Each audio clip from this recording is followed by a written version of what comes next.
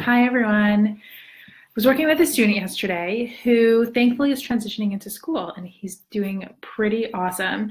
He's been getting therapy for about 5 years. So in the last year, we've really been working hard on getting him ready for school, and he's pretty much in the advanced category. His APLS has been completed for about a year or two.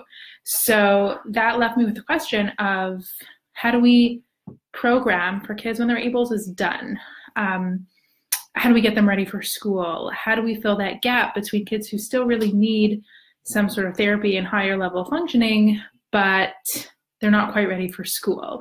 So I thought I'd come in here and kind of show you guys what we do and how we program specifically for the advanced learner. I would say this is an area that we get a lot of feedback on.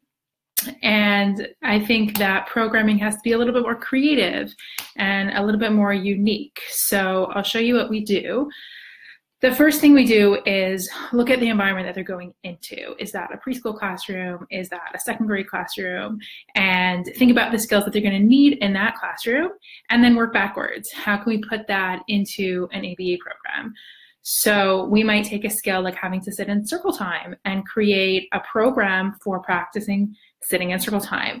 A really common program that we work on is one we call auditory comprehension. So that is something that we teach our kids a lot. We'll give them a worksheet and we will talk, giving them auditory instructions, and they have to complete the worksheet based on the instructions. And the instructions get harder and harder. So the first instruction might be something like circle the star, and then the instructions get harder, like underline something that you would find in a grocery store.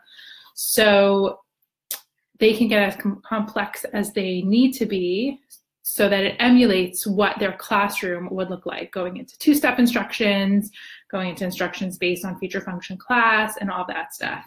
So that's something that we usually incorporate. Another program that we often do is teaching kids independent worksheets.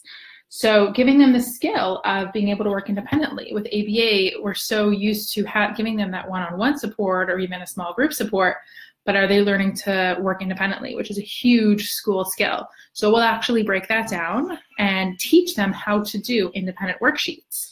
And that's not so simple. And there are a bunch of strategies and ways that we've broken that down and gotten to kids working independently on their worksheets. And that's a skill that they can then take into the classroom.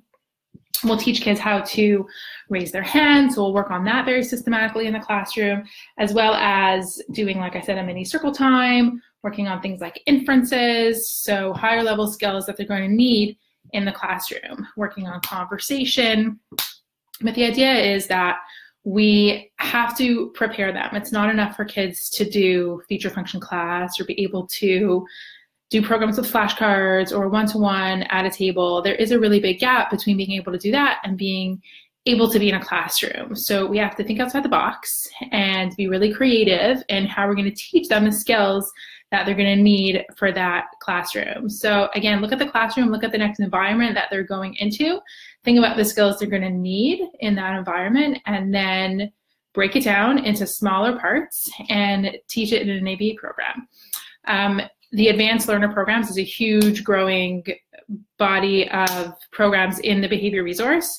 So we have the programs for independent worksheets, auditory comprehension, inferences, where we've broken it down and provided graphs and data points. So if you are interested, if you have that advanced learner that you're looking to program for, go ahead and check it out, kidmechanics.com/behavior resource. We are happy to have you.